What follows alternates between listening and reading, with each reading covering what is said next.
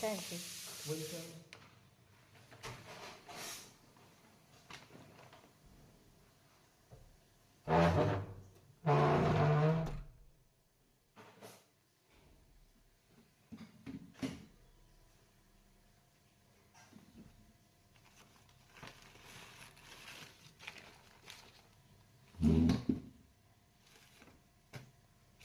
আজকে বাজার হয়ে গেল সকালে।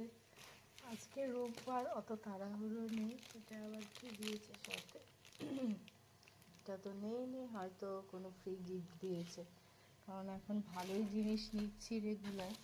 এটা আমি নিয়েছি গন্ধরাজ লেবু পাতা, মাছের একটা আইটেম করব আজকে, না করলেও পরে করব। তো সবই নিয়েছি মোটামুটি, যা যা লাগবে। পুঁই শাক, তারপরে লাউ, অ্যাকচুয়ালি ডাল করবো, কলাইয়ের ডাল। আর গরম যা পড়েছে, আর তবুও মানে কালকে রাতের একটু গরমটা কম আজকে, তো লাউ ডাল হবে। এটা পালং শাক, লেবু, ঢেঁড়স 2 জায়গায় নিয়েছি, আলু, শসা।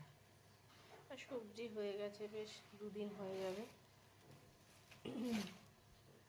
আর মাছ নিলাম, মাছটা বাড়ির থেকে উপর থেকে নিলাম, মানে অনলাইনে নিইনি।